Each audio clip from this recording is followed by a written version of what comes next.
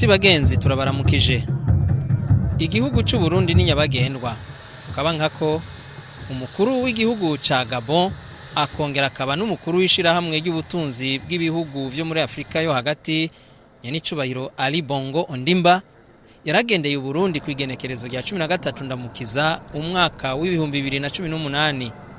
Akaba yarakiriwe na mugenzi we Nyenicubahiro Petero Nkurunziza ku kibuga c'indege ca Bujumbura.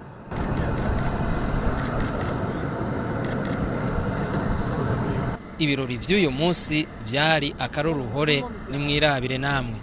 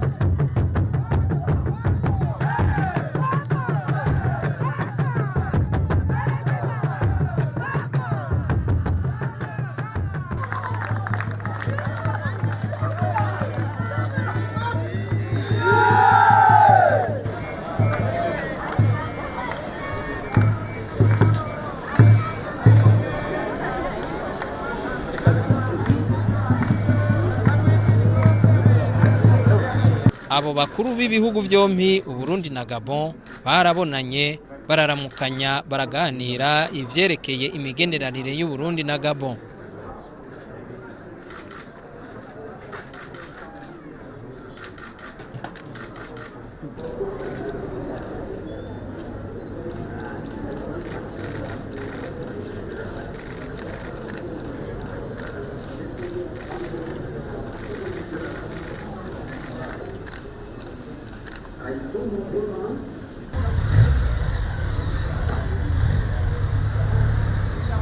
Munzira uva ku kibuga c'indege ca Bujumbura uja mu gisagara hagati, President Ali Bongo yakirwanye gishika nkuko bisanzwe biri mu migenzo y'abarundi.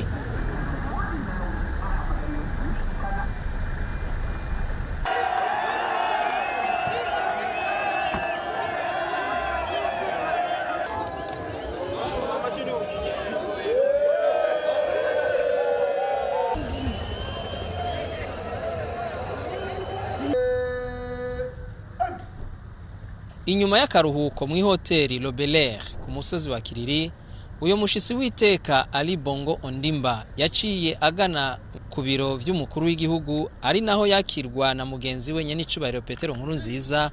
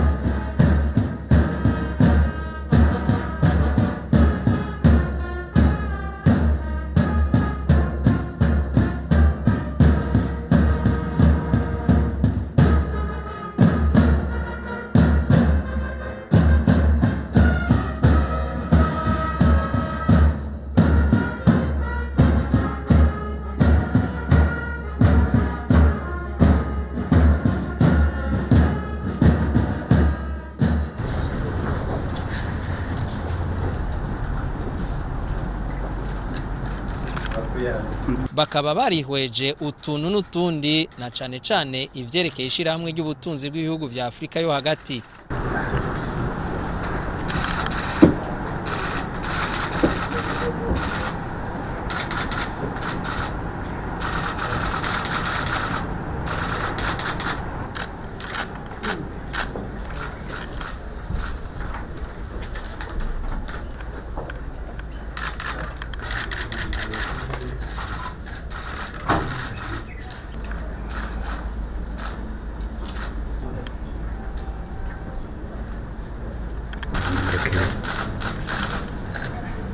Umukuru w'igihugu ca Gabon yarashikirije abamenyesha makuru ivyo bayaze na mugenzi we.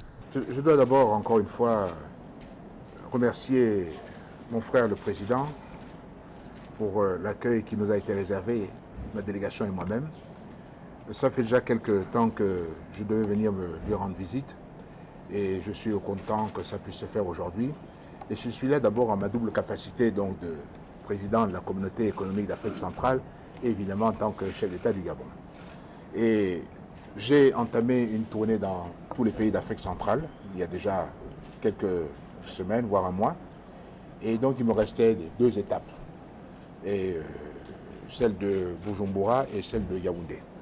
Donc je suis venu rencontrer Monsieur le Président aujourd'hui pour parler avec lui des problèmes de notre sous-région.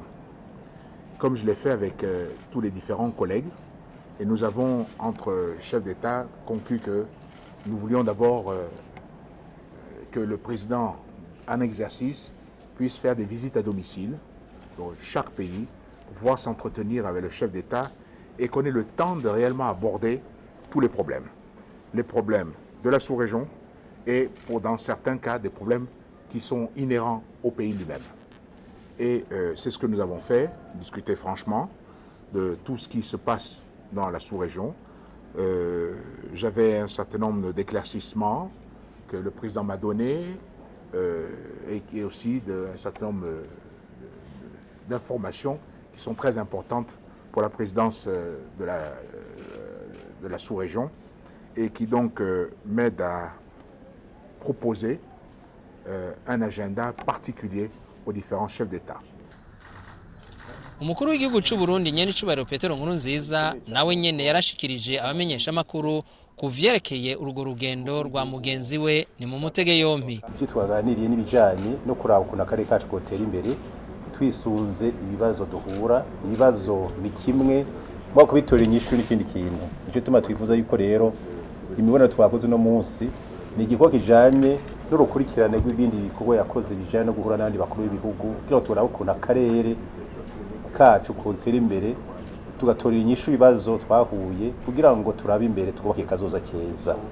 Ivyo rero ni ibintu byiza cyane kandi twabona akaryo kumutera intege no kumukengurukira no kumukeza kuko tugiye kuraba kuva kano karere kabaye nk'ubwo bwa mbere tubonye ingendo nshasha ngiyo ituma umukuru w'igihugu arongoye ku karere agendera abandi kugira ngo banze yumvirize ico bagona kugira ngo hazabe integuro y'inama y'abakuru b'ibihugu hafatwa ingingo zibereye umuganizi w'inama zo gutakaza umwanya. Hari n'uwabajije ikibazo yuko boba baraganiriye kuvyerekeye amatora y'ibwirizwa shingiro agiye kuzoba mu kwezi kwa Rusama, yamwishuye ati ivyo biraba bene vyo ari bo Barundi ngo abandi barakurikira gusa. Subira mu mutege yompi. Ibibazo cyane cyane by'akarere turimwo si ibibazo cyane cyane bijanye n'amatora. N'akarere kagaze kujya n'ubutunzi.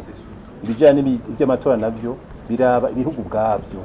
Ikintu kiraba ibihugu byose nkuko bijanye kubwigenge bw'igihugu biba baramutse abinje n'amatora canke mu gutunganya ibindi bikorwa biraba ubwigenge bw'igihugu muri ico gihe abandi bose barakurikira gusa amakandi bagashigikira. Rero tuvuga yuko ibijanye n'amatora biraba Barundi bene Burundi amakandi integuro y'amatora iraba Barundi nyene mugabo akarere kabaye hafi karakurikira agashigikira nkuko byaba bigenda mu bindi bihugu. Tubabwira neza yuko rero n'amatora agiye kuzoba iminsi iri imbere amatora yo hamagara akarere kose kuko nayasanzwe n'ibindi bihugu byaba biyakora kandi ugasanga mbere y'amatora ajyana no kuraba ibyo bemeza cyangwa bahakanwa ibwirizwa shingiro ni ibintu bito cyane rwose ku buryo hatabindi bihugu byisukamwo ari biraba bene igihugu bene igihugu nyene.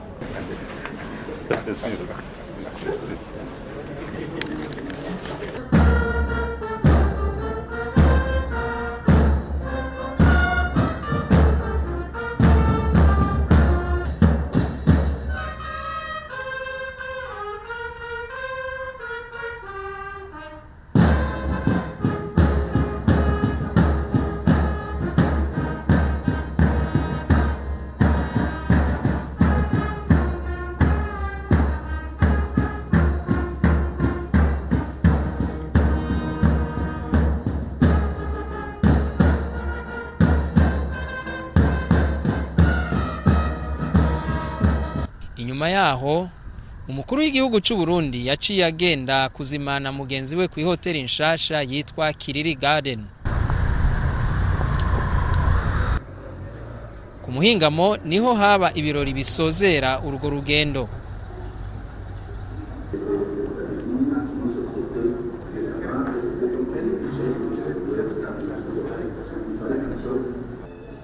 Abashikiranganji b'ibihugu vyompi bajejwe imigenderanire baciye basohora itangazo ryerekana ibikorwa vyaranguwe muri urwo rugendo. Iryo tangazo ryasomwe n'uwahoze ari umushikiranganji w'imigenderanire ambassadeur Alain Nyamitwe. Cette visite s'inscrit dans le cadre du renforcement des excellentes relations d'amitié et de coopération qui existent si heureusement entre les deux pays et leurs peuples frères d'une part, et dans le cadre de la tournée sous-régionale de son Excellence M. Ali Bongo Ondimba, président de la République gabonaise, président en exercice de la CEAC, qu'il effectue dans les pays membres de la CEAC d'autre part.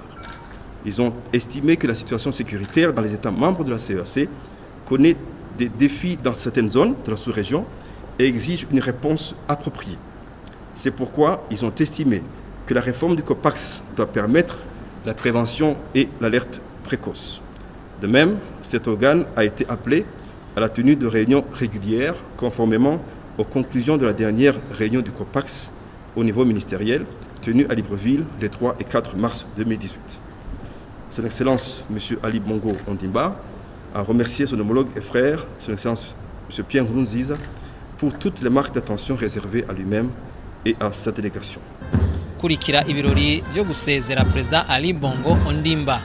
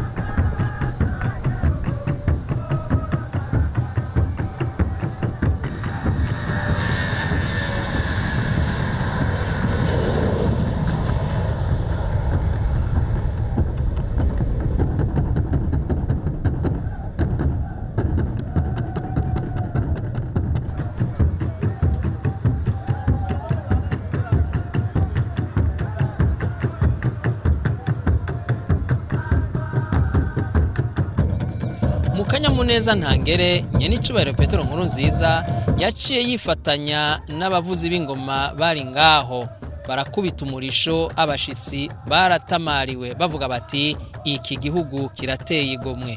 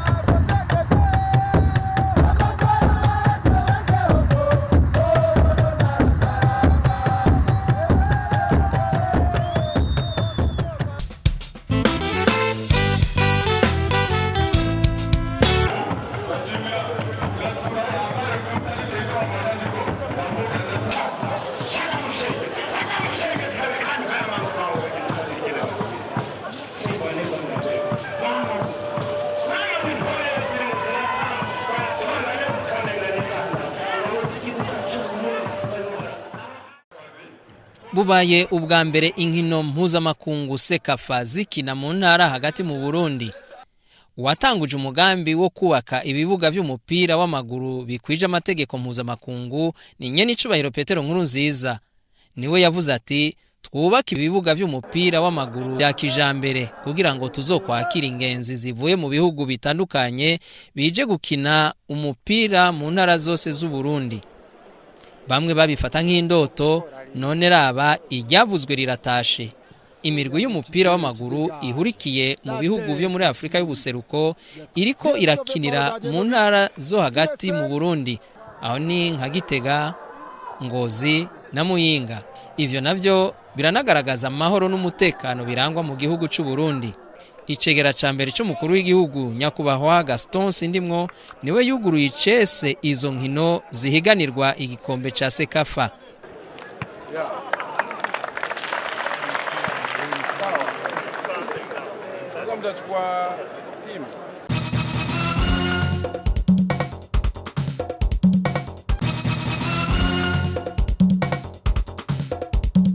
Kuvuga uko tubibona bibandanije gutya urukino ruhera ari byinshi cyane kuko umupira wose ukinirwa ariko aragenda ariko arabandanya ariko araba ahereje mugenzi we asubije inyuma ntituzi ingene byagenze ariko arabandanya aragiye aciye atera iruhande umupira uciye iruhande bariko baragerageza ariko ntibikunze nkuko yavyifuza. Twibaza ko yariko yifuza kuja gutsinda ariko siko byagenze. Umupira rero uciye uja iruhande uza gutegwa n'umunyezamu imbere gose. Hariya akaba n'ubu abakinyi ba Kenya neza cyane hariya ategose aciye ufata Papi ate imbere gose n'amaboko n'amaguru umupira warenze hari ariko nuba abakenye ba Kenya kubera ingufu bafise nibo ariko baragira umupira nimba ufita subije inyuma abakinyi b'intamba ntawuzi yo bari cyane byabananiye ariko nubu nyene umupira hari nta mukinyi yitwa ko ariyo kabara umupira uza gutegwa n'intamba akinye n'ingoga asubije inyuma hajya asubije inyuma ateye hajya mugenzi we n'ubu nyene abakinyi b'intamba imipira ndishika bituzi ingene bimeze ariko baragerageza ubukona ariko si ibintu vyoroshe asubije n'ubu inyuma umupira nabi gose yala nabi cyane gose ariko bahanahana neza ariko n'ubu nyene umupira ufiswe n'abakinyi b'intamba neza hariya ateye gose hariya kwande umupira ucusoka ariko yaramuhaye neza cyane. Derrière ils les attendent au pied ferme ces Kenyans. Ils font tourner le ballon encore une fois. Oh là là, une balle perdue, un ballon perdu au milieu de terrain et il va jouer encore une fois pour le numéro 16. Oh, pour qui? Pour le capitaine en profondeur. Pour qui? Pour le numéro 16. Qu'est-ce qu'il a fait? Il va... Et le ballon qui sort, il a été... Ce sera un corner.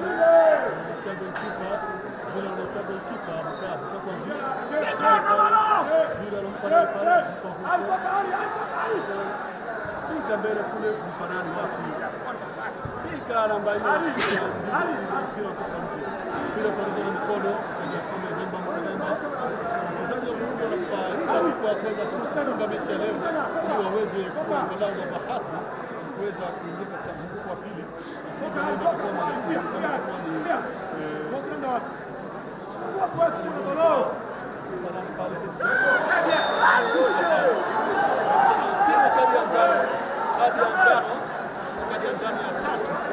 Mchezaji Sewa Captain Ali Hassan ndio kadi ya njano. Edison.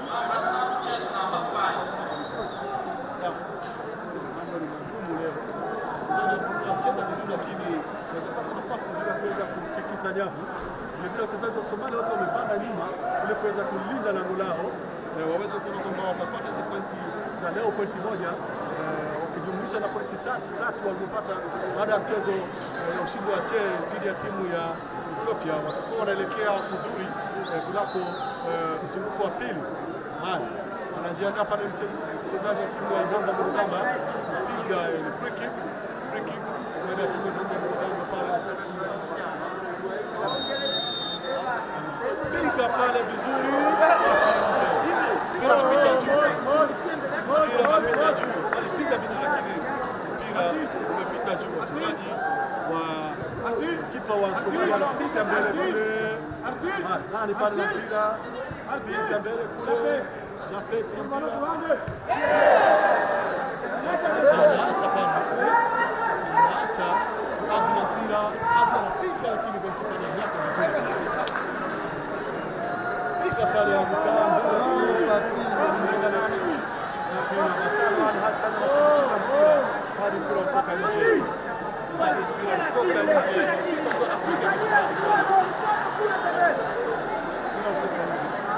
Wachezaji wa Somalia wanacheza taratibu kwa kupoteza muda. Wanajua ni kwa faida yao. Kwa faida yao wakipoteza muda kama hivi. Mwambie na mwambie